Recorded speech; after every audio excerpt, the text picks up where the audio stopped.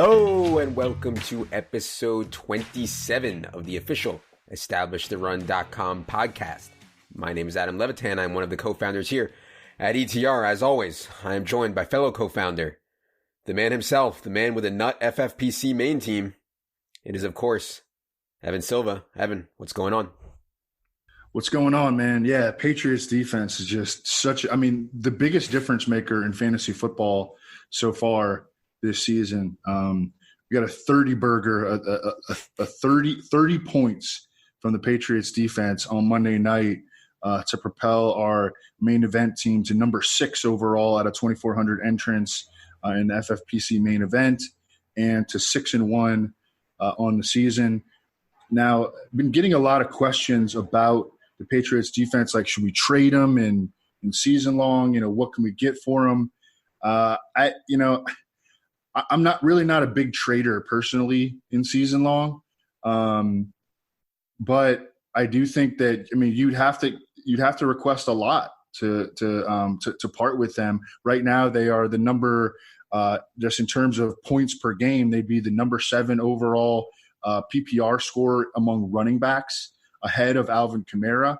They'd be a top 5 fantasy receiver in points per game, and the number 1 overall tight end. Now, their schedule coming up is a lot more difficult, but in the fantasy playoffs, they have a couple of great matchups against, I believe, Cincinnati and Buffalo. So I don't know, that's a tough call, but there are every single year there are a few matchup proof defenses that should just be willing to use against any offense. And I think that even though they've had an early season schedule, I'm going to be viewing them as a matchup proof defense as we go forward. Yeah, the schedule they faced so far has to be the weakest, in the history of the NFL. They had one-armed Ben Roethlisberger. They had the Dolphins. They had the Jets without Darnold. They had the Bills. I think Josh Allen got hurt in that game. They had the Redskins. They had the Giants. They had the Jets, and now it gets a little bit tougher. Browns, Ravens, Eagles, Cowboys, Texans, Chiefs likely with Mahomes back. But yeah, you mentioned week 15 against the Bengals, week 16 against the Bills. Yeah. Look, they're averaging 20 points per game in, depending on which format you look at, they're averaging right around 20 points per game. Clearly we can't expect 20 points per game going forward, but 12 to 14 points per game would be huge from your defense. And I think that they can stay in that range even against better offenses. Yep. All right. This episode 27, we will cover each AFC team where they're at. And it will be free. You find it on your iTunes. Just a small sliver of all the content / information we're putting out on a week-to-week basis. Episode 28 will cover the NFC and be behind the paywall. And by the way, I have exciting news. I think at long last, shout out to our tech team, we have solved our dilemma of getting all the premium pods password protected, but still on iTunes. So for subscribers out there, stay tuned. I think we're almost there. We're going to have a page with instructions on how to do it. But basically, you'll just take the personal private URL that we send you. You will upload that onto your podcast app, and then you're all set, password protected and everything. So I hope we're close. Also, want to remind everybody we're still running that 20% off sale. Promo code ETR20. Promo code ETR20 for 20% off. Take advantage of that. Weekly, monthly options available. All right, Evan, let's get to it with the AFC here. Let's start with Lamar Jackson and the Baltimore Ravens. They go up to Seattle and get a win. Lamar Jackson, we're working on new top 150 rankings for the rest of the season. Lamar, I think, is for sure in the top 2, along with Deshaun Watson, once we take into account Patrick Mahomes' injury. Lamar is just totally off the charts. We've talked a ton about his floor, and in the right matchups, the right spots, he has access to just an outrageous ceiling. Obviously, they play the Patriots this week, so I don't think that the access to the ceiling is nearly as likely. That said, Lamar is still just absolutely absurd. And the other note that I had on this game was just, Mark Andrews had one of the worst games that a pass catching tight end can have. Dropped a touchdown, dropped another couple balls that would have extended drives.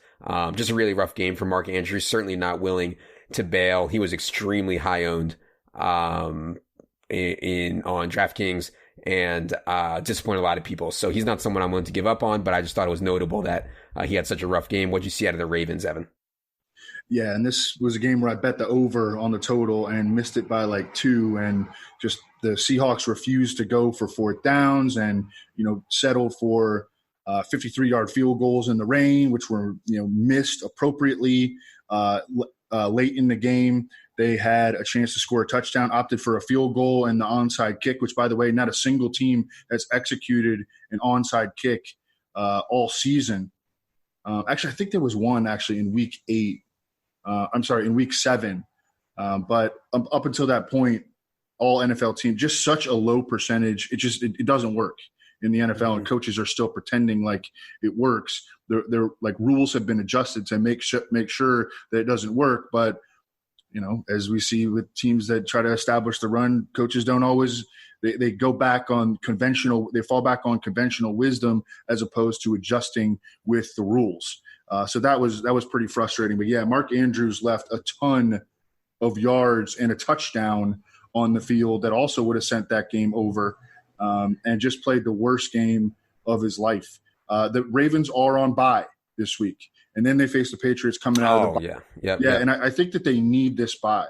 I really do, because they're going to get Jimmy Smith back after the bye defensively. All of a sudden, their secondary is starting to kind of come back together again. Marcus Peters played really well in his first game against Seattle, and offensively, like Mark Andrews, I think could definitely use the rest, and certainly Marquise Brown, getting him back after the bye. I think that it just provides a big lift for the entire offense.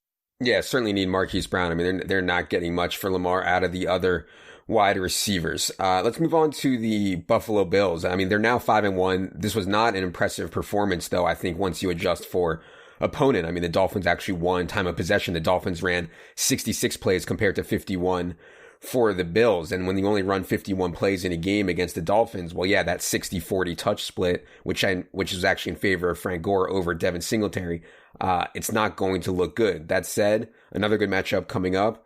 Playing the Eagles. I would note that Duke Williams went down with a shoulder issue. We know Zay Jones is gone. So Robert Foster, who was a healthy scratch, is at least on my radar for this week. What'd you see out of the Bills' performance against the Dolphins?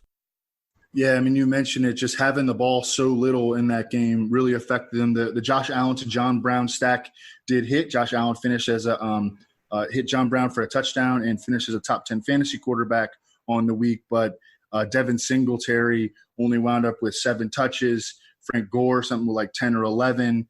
And just not having the ball really hurt all their skill position players beyond John Brown and Josh Allen. Let's move to the Cincinnati Bengals, man. This was embarrassing. Like, this team is so slow, and like their offensive line is so bad. And the number one offensive line, defensive line mismatch in Brandon's article last week was Jacksonville defensive line over the Bengals offensive line. And they could top the list again, the Cincinnati unit, because they have to face Aaron Donald and the Rams this week. I've had some questions from people who want to add Alex Erickson, who are interested in playing Alex Erickson on DraftKings. Obviously, Alex Erickson popped up and came out of nowhere, had a really big game. This was a game which Andy Dalton threw the ball a ton. Tyler Boyd still saw his 14 targets, just couldn't convert on them. Do you have any interest in adding Alex Erickson off the wire? This is a guy who's actually been around for a while, played him in preseason a couple times without much success, to be honest. Yeah. A little bit. I think that in PPR league, he had a decent game the week before too. I think that this probably will end up as the best game of his season, maybe even the best game of his career. He's a really low ADOT player. His average depth of target was 6.6 last week, but he was not in the slot a whole lot. Tyler Boyd was still in the slot 70%. Alex Erickson was 30%, but they're using him as kind of like an underneath style, like flanker receiver. And I think that he's not a big upside addition. And I think that, this is probably his peak. So, I mean, you can add him in PPR leagues, but I think that he's not going to be a bankable play like going forward. I think that this week against the Rams, I think he's going to be a dicey play. Tyler Boyd, just had a really bad game, couple of drops, and left a lot of yards on the field. I think that he's going to rebound. This dude is still top 5 in the NFL in targets. Let's move to the Cleveland Browns, and they're coming out of, I think, a much-needed bye just to kind of sort themselves out. But they come out of that bye, and now they have to play at Foxborough. I mean, Jesus, it's like, yay, we're out of the bye, and now we go to Foxborough. So going to be a tough spot. Obviously, we are getting closer and closer to Kareem Hunt's return. Kareem Hunt is back practicing with the team now, eligible, and will be able to return to game action in Week 10. How are you handling Kareem Hunt? Is he a priority add for people? Are you worried about Nick Chubb? Because, I mean, Nick Chubb's been balling, man. I kind of find it hard to believe that Kareem Hunt's going to come in there and take away what Nick Chubb's been able to do in any kind of significant way. Yeah, I mean, Nick Chubb has been the most consistent and best offensive player on the team probably by far so far this year. So, but I mean, I think that they're going to have to incorporate Kareem Hunt because they've been so inconsistent in the passing game. The running game has been pretty good, and he could become, like a change of pace back who's getting – I mean, ideally they become like a really run-heavy team in the second half of the season because that is how they've been most efficient. But, yeah, I mean, I think that Kareem Hunt, when he comes back, he's going to be more like a dicey flex option week to week. I think he probably will cut into Nick Chubb a little bit, and it'll be frustrating from time to time. But I still think that Nick Chubb is going to get the big bulk of the goal line carries and should still flirt with 17 to 20 touches per game. I think that there's going to be some ceiling taken away from Nick Chubb just because I think his workload is going to take at least a small hit. Yeah. I mean, there's been a role for the backup Browns running back in a lot of these games, and, Nick Chubb has been able to fight through it. So we'll see how Kareem Hunt does. The Denver Broncos, man, they had some momentum coming into that Thursday night game against the Chiefs. They had 1-2 straight. I mean, then they just go out and get absolutely embarrassed. Like, they bring life to KC's previously dormant pass rush on national television. Now they play at Indy. I'm curious what you saw out of Denver's disaster. And also, we've had some Emmanuel Sanders trade rumors. I think that's one that if I was the Broncos, I would probably make and let Deshaun Hamilton kind of see what he's got. What do you think about Denver? Mm-hmm. Yeah, I have this Denver-Indianapolis game like largely written up already for the matchups column, but I have to wait on these trade scenarios. Even Chris Harris has been the heavy subject of trade rumors. And Mike Kliss, longtime Broncos beat reporter, he is adamant that Emmanuel Sanders is going to get traded here very soon.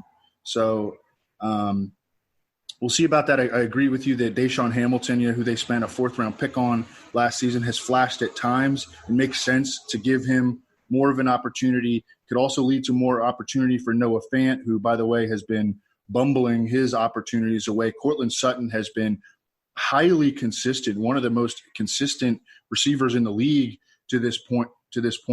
A true second-year breakout player with 75-plus yards and/or a touchdown in 6 of 7 games. So he has been the biggest bright spot on the offense. But, yeah, I mean, that game was really, really bad against Kansas City just from every single angle. And I think that this is a team on a downward spiral. I mean, they can run the ball, and they've got Cortland Sutton, but especially after they move on from Emmanuel Sanders, and especially if they lose Chris Harris, I mean, they're just not going to end up being a very talented team. Chris Harris did come out on Tuesday and say that he is preparing to shadow T.Y. Hilton. So if you're a T.Y. Hilton fantasy owner, you are hoping that Chris Harris gets traded. I mean, I think the Eagles should go get him. Oh, yeah. Eagles should definitely go get him. We'll talk about the Eagles on the NFC pod. Certainly have some thoughts there about their disaster. But one of the biggest injuries of Week 7, Evan, I think was the Will Fuller injury. Plays 3 snaps, pulls his hamstring, and it sounds like it's a pretty significant pull, which is bad news for a guy who's been so injury-prone, for a guy who certainly relies on his speed. The good news for the Texans is they went out and acquired Kenny Stills just before the season, I believe it was. And Kenny Stills is a good player, man. I mean, Kenny Stills' advanced metrics for a long time have been really, really strong. I was considering playing some Kenny Stills even when I assume Will Fuller was playing the whole game. Now we're going to see Kenny Stills literally play every snap across from DeAndre